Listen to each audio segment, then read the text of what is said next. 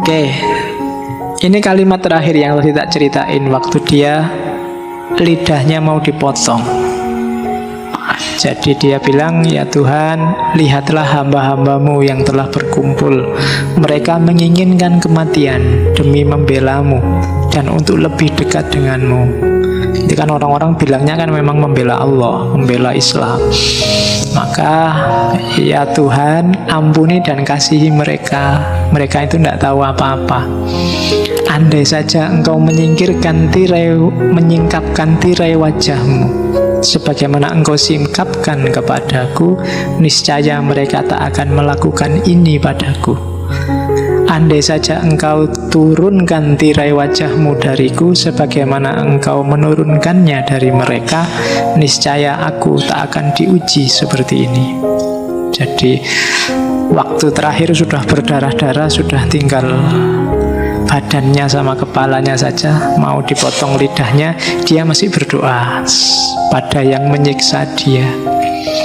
Padahal ceritanya kalau Al-Hallaj mau, itu dia bisa aja keluar penjara lari. Kan ada ceritanya 3 hari di penjara. Hari pertama sipirnya lihat, loh ini kok Al-Hallaj hilang. Hari pertama ada, hari kedua Al-Hallaj kok hilang. Hari ketiga, loh penjara sama Al-Hallajnya hilang. Ya, ada cerita begitu. Terus waktu ditanya sama, kok bisa kayak gitu loh. Hari kedua saya keluar ketemu sama Allah, maka aku ndak ada di penjara. Hari ketiga Allah yang datang ke sini, maka penjara sama akunya nggak kelihatan. Jadi jawabannya adalah gitu. Dan waktu terakhir mau dieksekusi itu, dia bisa melepaskan teman-temannya saat penjara, dibebaskan semua sama Al-Hallaj.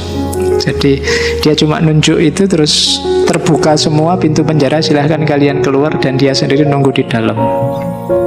Sipirnya herannya bukan kenapa kok bisa membebaskan, karena semua orang sudah tahu karomahnya Al-Hallaj. Cuma dia, kok sampean gak ikut lari sekalian, saya itu beban loh menjara sampean itu.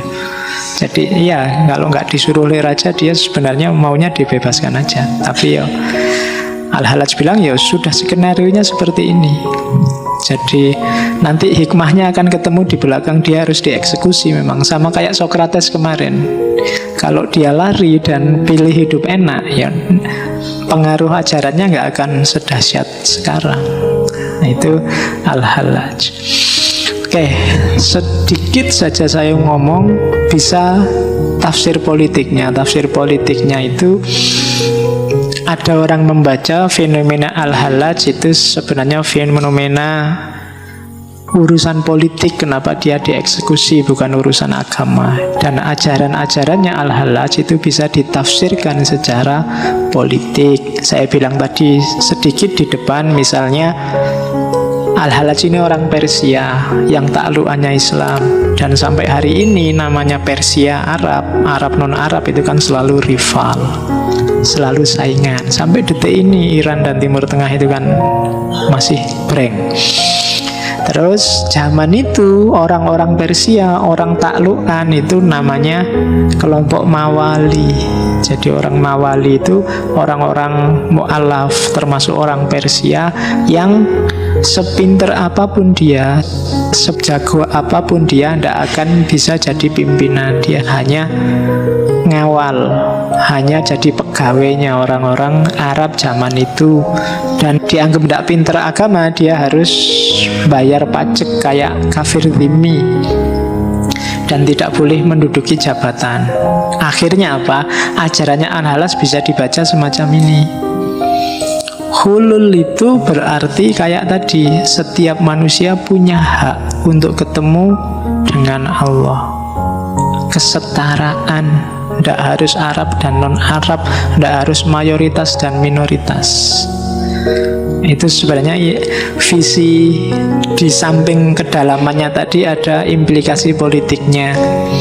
Nur Muhammad juga begitu. Orang Arab itu kan di zaman itu agak merasa besar karena Nabi turun di Arab.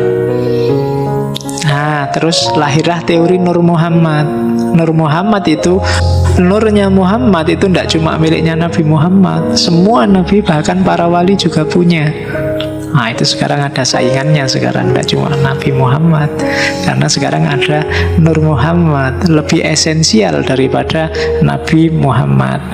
Sama, Wahdatul Adyan juga begitu. Bangsa Persia yang non-muslim, yang Zoroaster itu kan biasanya agak terdiskriminasi, harus bayar upeti. Ajaran Wahdatul Adyan dari para sufi Persia itu meminimalisir ini, biar orang melihat bahwa sama-sama beragama, akarnya sama, jangan saling mendiskriminasi. Dan yang terakhir, iblis dan Fir'aun. Ini sebenarnya diskusi teologi. Jadi Al-Hallaj ini agak pro dengan Murji'ah, melawan para mutakallim. Itu sebenarnya mau ngeritik iblis dan Fir'aun. Iblis itu kan sangat tauhid, satu-satunya yang dia sembah hanya Allah, dan disuruh sujud ke Adam nggak mau. Orang yang setauhid puncak kayak gini aja nggak selamat, masuk neraka. Maka manusia yang merasa tauhidnya tinggi jangan sombong. Kamu tetap raiso ngalahke iblis nek urusan menomorsatukan Allah, kan gitu. Sindirannya ke situ sebenarnya. Para mutakalim itu kan sering merasa imannya lebih tinggi, lebih ngerti agama. Begitu kamu merasa kayak gini, itu sebenarnya kamu sudah kalah sama iblis. Iblis itu kan kalahnya karena merasa tinggi itu, dan tauhidnya sebenarnya dia puncak, hanya agak sombong. Maka siapapun muwahhid yang sombong sebenarnya dia iblis. Kan gitu. Orang yang mengklaim dirinya beriman, bertauhid, tapi sombong, pokoknya Allah nomor satu, bela Allah, bela Islam, tapi sombong, maka dia sebenarnya tipenya tipe kamu yang ngomong, bukan aku. Oke, itu kritiknya Al-Hallaj. Itu kalau dibaca secara politik. Cuma yang terakhir ini, yang politik ini yang bisa kita diskusikan panjang. Silahkan buka forum sendiri untuk bahas ini.